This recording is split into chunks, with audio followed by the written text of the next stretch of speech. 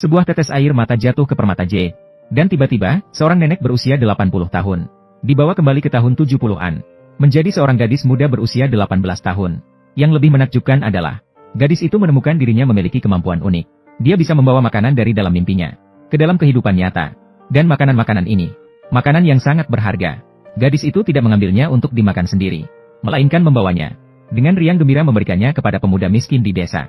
Hanya karena di masa depan, pemuda itu bukan hanya menjadi orang terkaya, tetapi juga menjadi suaminya. Mereka hidup bahagia selama 5 tahun. Namun sayangnya, suaminya menderita terlalu banyak saat muda. Dan tubuhnya rusak sejak muda. Akhirnya meninggalkan dunia ini. Meninggalkan istrinya sendirian.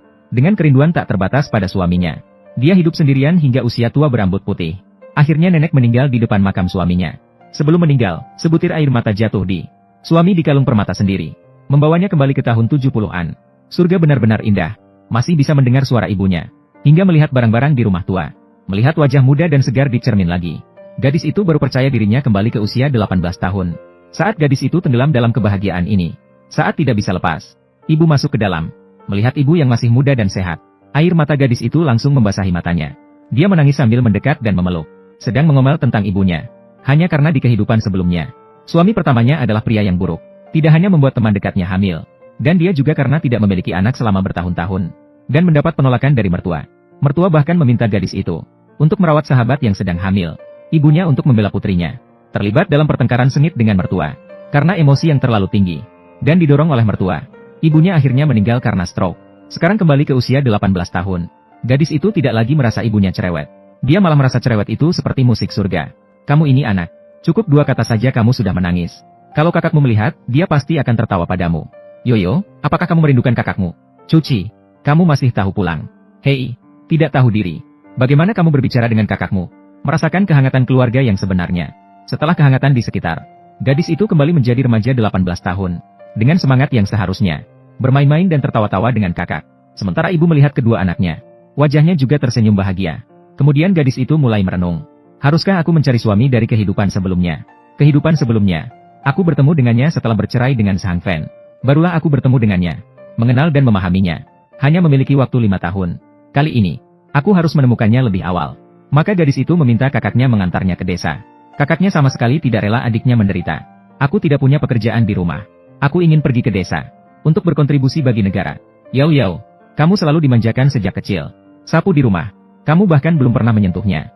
Kamu pikir pergi ke desa itu untuk bermain? Itu untuk bekerja. Itu untuk bertani. Kalau kamu tidak setuju, biarkan saja. Aku akan pergi sendiri. Hei. Aku maksudnya bicarakan dengan ayah dan ibu. Ibu, aku hanya akan pergi sebentar. Yoyo. Untuk mengejar suami. Gadis ini begitu bersemangat. Mendaftar untuk pergi ke desa. Kemudian diantar oleh ibu dan kakaknya. Tiba di stasiun kereta. Jika uangnya tidak cukup, minta ayahmu mengirimkan uang. Baiklah, ambillah. Ini adalah tabungan saya selama 2 tahun ini. Beli apapun yang ingin kamu makan. Kamu punya sedikit hati nurani. Kalau saja kamu bisa naik sepeda. Bawa sepeda tua di rumah. Bawa pulang juga untukmu. Jalan ke desa jauh. Kamu pasti tidak bisa berjalan jauh. Ya Tuhan. Biarkan dia belajar melalui pengalaman. Dibesarkan dengan manja. Gadis yang tidak pernah merasakan pahitnya hidup. Begitulah dia sampai di desa. Dia sangat bersemangat untuk segera bertemu calon suaminya. Tidak ingin seperti yang terjadi di masa lalu. Sahabat yang mencampuri hubungan keluarganya juga pergi ke desa.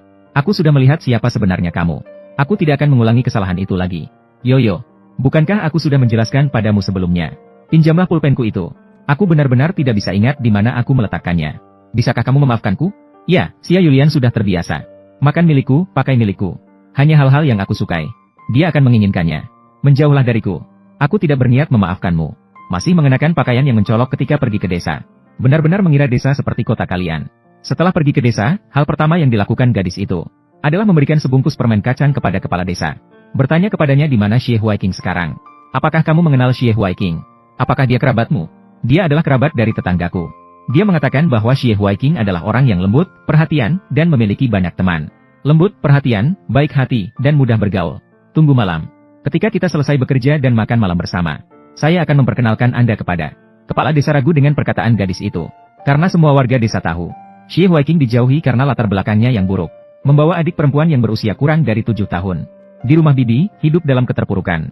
Hidup dalam kemiskinan dan keputusasaan. Tidak makan kenyang dan tidak berpakaian hangat. Dikelilingi oleh teman-teman yang tidak bisa dipercaya. Jangan mendekati orang asing dalam 3 kaki. Sebenarnya bukanlah orang yang lembut. Saat ini masih ada orang yang ingin segera mengenal Xie Huaiqing. Setelah gadis itu tinggal sangat tidak nyaman dengan kasur keras di desa. Dia hanya ingin segera menemukan Xie Huaiqing. Memulai rencana mengejar suami. Namun dia mencari-cari Xie Huaiqing di kantin. Tidak melihat bayangan Xie Huaiqing. Hanya bisa memisahkan daging untuk disimpan. Karena tujuannya seumur hidup adalah memberi makan calon suami. Menjaganya agar gemuk dan sehat. Melihat gadis itu tidak makan daging. Teman dekat yang selalu memanfaatkannya. Seperti biasa, dia meraih sumpitnya. Namun sekarang gadis itu tidak akan mudah dipermainkan. Siapa yang memberimu izin untuk meraih sumpitku? Meskipun aku tidak makan, tidak akan memberikanmu makan. Ini untuk suamiku. Aku hanya melihat kamu tidak makan banyak. Apakah kamu takut membuang-buang? Aku tidak suka makan pedas. Bagaimana kalau aku memberikan makananku padamu? Sahabat perempuan pergi dengan marah. Gadis itu sama sekali tidak berniat untuk memperhatikannya. Hanya peduli apakah pria itu akan datang makan. Saat dia kecewa dan hendak pergi setelah merapikan piring dan sumpit, pria itu datang dengan beberapa rekan kerja. Langkahnya yang tidak kenal lelah langsung membuat gadis itu terpesona. Itu Xie Huaiqing, suamiku yang tercinta. Sekarang kenapa kamu seperti anak harimau kecil? Tidak sama sekali lembut. Setelah diingatkan oleh sahabatnya, dia juga tahu gadis itu sedang memperhatikannya secara diam-diam. Tapi dia tidak peduli. Karena wajah ini sangat tampan. Sudah ada gadis kota yang mengungkapkan perasaannya. Namun setelah mengetahui bahwa dia bukan dari kalangan yang baik, langsung berbalik dan tidak mengakui. Oleh karena itu, pria itu juga menganggap gadis itu dangkal. Saat ini, Xie Huaiqing, kenapa dia terlihat seperti pemimpin preman? Meskipun kelompok orang ini terlihat sulit dihadapi, namun gadis itu tetap memutuskan untuk memberikan kehangatan. Halo, Xiao Xie, kerabatmu di kota. Tolong jaga dia dengan baik. Kita harus mencari cara di masa depan untuk membuatnya tumbuh gemuk dan sehat. Nama saya Chunia Nyao. Saya tidak memiliki kerabat di kota ini. Kamu salah mengenal orang.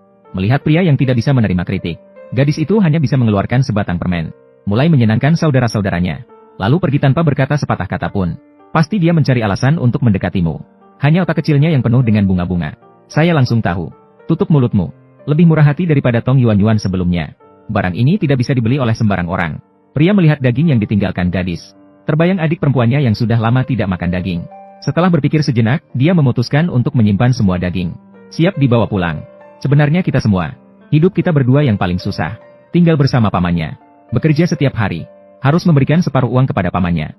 Xie Huaiqing, ternyata masa lalumu begitu sulit. Pria baru saja kembali ke rumah bibinya. Melihat adik perempuannya dipukul dan dimarahi oleh bibinya, dia langsung menyelamatkan adiknya. Xie Helan, apa yang kau lakukan? Adikmu memecahkan mangkukku. Semuanya hancur. Xie Huaiqing, kau harus menggantinya. Besok aku akan membeli mangkuk baru untukmu. Ibu, lihat bagaimana dia memperlakukanmu.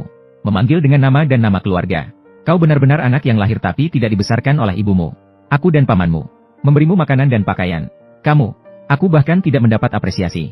Meskipun perkataan bibi tidak enak didengar, tapi orang-orang berada di bawah atap harus tunduk. Pria hanya bisa menahan semua cacian ini. Semuanya tertutup di luar pintu. Kemudian dia mengeluarkan daging untuk adiknya makan. Namun pada saat ini, hatinya sebenarnya tidak tenang. Permen susu kelinci putih besar di tangannya juga terasa panas. Gadis itu terlihat tersenyum lebar. Dan kata-kata saudara tentang gadis menyukainya masih tertanam di hatinya oleh pria. Terima kasih, Huaiqing. Apa yang kamu punya sekarang untuk membuat orang menyukaimu? Maka dia memberikan permen itu kepada adiknya. Adiknya belum pernah makan permen. Langsung dimasukkan ke mulut. Itu tidak dimakan begitu. Itu manis. Ini enak sekali. Kakak akan membelikanmu lagi di lain waktu. Saat gadis itu baru kembali ke tempat tinggalnya, dia mendengar sahabatnya sedang berbicara buruk tentangnya dengan gadis lain. Mengucapkan kata-kata buruk tentang dirinya sendiri. Dan diam ketika melihatnya muncul. Gadis itu tahu betul sifat sahabatnya. Sambil dengan gigih mencemarkan namanya. Sambil dengan tenang menerima keuntungan darinya. Seiring berjalannya waktu, yang putih pun diubah sahabatnya menjadi hitam. Aku merasa harus tinggal lama di sini. Gadis itu mengeluarkan camilan yang dibawanya.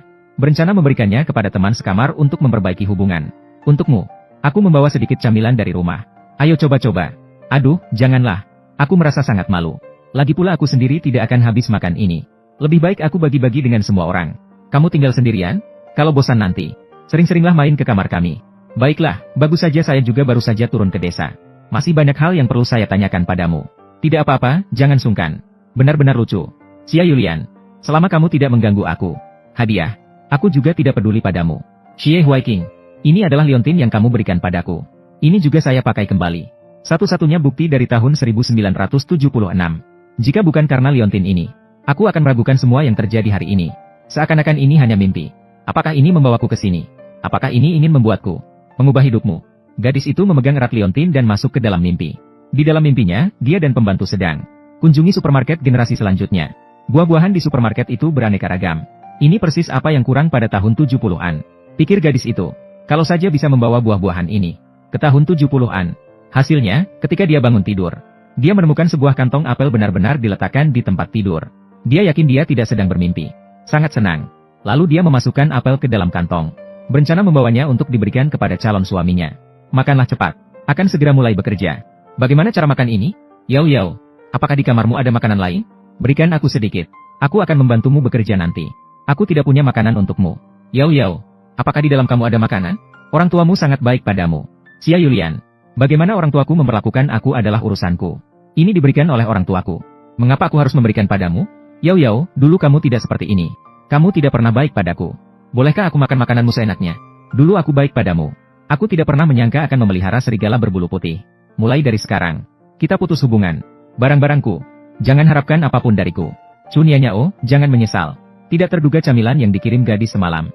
Ini juga berpengaruh. Ada juga gadis yang bersedia maju dan membantu berbicara. Beberapa orang berbicara buruk tentang teman di belakang mereka. Tidak ragu untuk mengambil barang teman.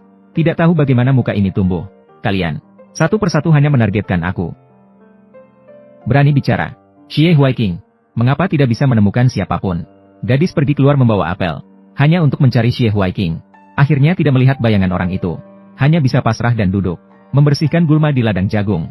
Namun dia bahkan belum pernah menyentuh sapu. Baru saja mulai sudah tergores jari. Nah, ini untukmu. Terima kasih. Terima kasih apa? Anggap saja sebagai balasan gula dan kacang kemarin. Terima kasih sudah membantu saya berbicara kemarin. Mau minum air? Saya tidak suka melihat mereka berbicara buruk tentang orang lain di belakang. Tapi kamu, aku tidak mengira berani menghadapinya. Tang Manging, bagaimana denganmu? Chunianyao. Dua gadis ini kemudian menjalin persahabatan. Setelah seharian bekerja, matahari segera terbenam. Namun gadis itu menyadari bahwa meskipun dia sudah lelah dengan punggung yang sakit, jauh dari menyelesaikan tugas.